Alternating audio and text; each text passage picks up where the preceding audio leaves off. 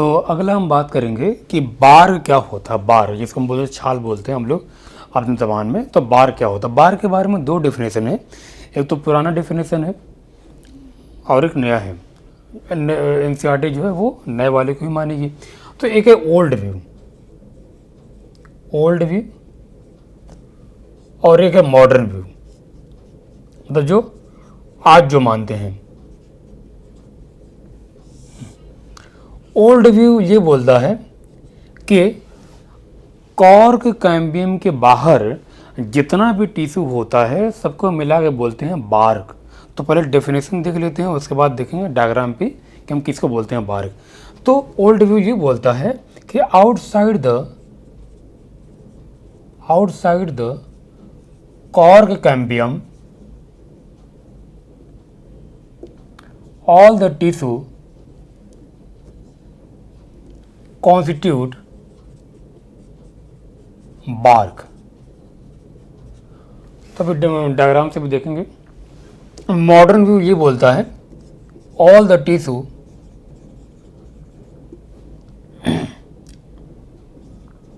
outside vascular cambium form bark. बस एक बार diagram देख लेते हैं। देखिए हमने इसे बनाया हुआ था, ये इसे एपिडर्मिस बोल दें, एपिडर्मिस, एपिडर्मिस। और फिर ये हम बना दें एंडोडर्मिस, एंडोडर्मिस। थोड़ा सा डायग्राम बड़ा बनाते हैं।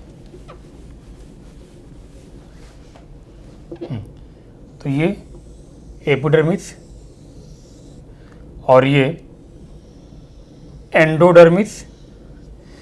इसके अंदर हमने पढ़ा था, और ये वैस्कुलर बंडल, वैस्कुलर बंडल के अंदर फिर यहाँ पे कैसे रिंग बनती है, ये रिंग। इस बनने वाली रिंग को हमने नाम दिया हुआ था वैस्कुलर कैम्बियम, वैस्कुलर कैम्बियम। और बाहर में यहाँ पे कॉर्टेक्स से एक लेयर बनती थी, ये लेयर। इस लेयर को हमने नाम दिया था कॉर्क कैम्बियम।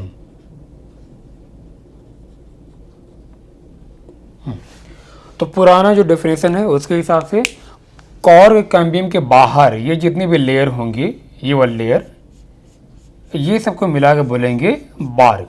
तो पुराने डेफिनेशन के हिसाब से कॉर्क के अंदर क्या आ जाएगा? कॉर्क के अंदर आ जाएगा, कॉर्क कैम्बियम के बाहर होता है कॉर्क होता है, कॉम्प्लीमेंट्री सेल होता है और एपिडर्मिस।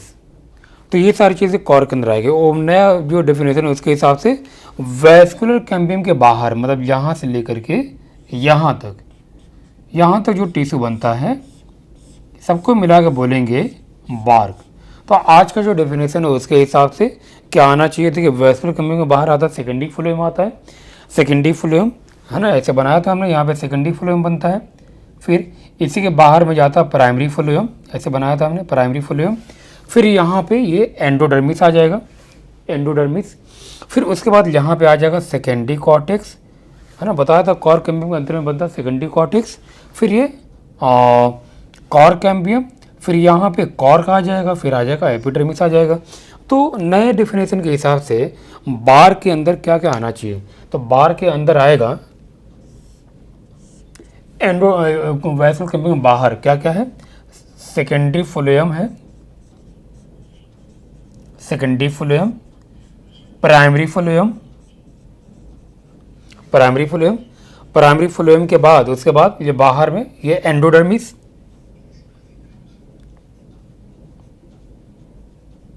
एंडोडर्मिस, एंडोडर्मिस के बाद ये वाला हिस्सा बनता है सेकेंडरी कॉर्टेक्स। तो ये होगा सेकेंडरी कॉर्टेक्स। इसके बाद ये वाला हिस्सा फिर बन जाएगा कॉर्क कैम्बियम, ग्रीन वाला कॉर्क कैम्बियम।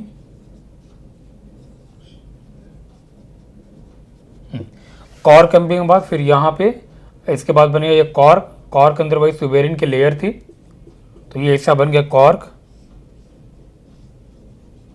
कॉर्क। कॉर्क के बाद अगर एपिडर्मिस अगर रहेगा नॉर्मली तो रप्चर कर जाएगा, लेकिन अगर रहेगा तो वो भी ले लेंगे। तो ये हो गया एपिडर्मिस। तो कॉर के अंदर क्या क्या आ जाएगा, सेकेंडरी फ्लोएम आ जाएगा, primary phloem, endodermis, secondary cortex, cork cambium, cork and endo epidermis ना। अगर हम यहाँ पे ले लें जैसे कॉम्प्लीमेंट्री सेल तो वो भी आ जाएगा, कॉम्प्लीमेंट्री सेल।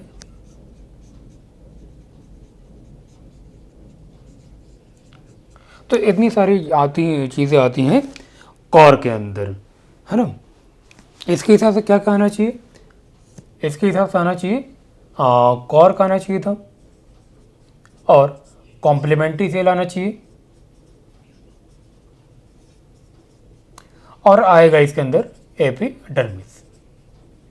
तो हम इसी को मान के चलेंगे ना, ये वाला हिस्सा, ये वाला, ये तो पुराना डेफिनेशन है। आज का डेफिनेशन ये है, बार के अंदर इतनी चीज़ें होती हैं। इसके बाद हम अपने अगले टॉपिक पे मूव करेंगे, ठीक। एक चीज़ बताना रह गया था, चलो इसको अगले में बात कर ले रहे हैं इसके बारे में।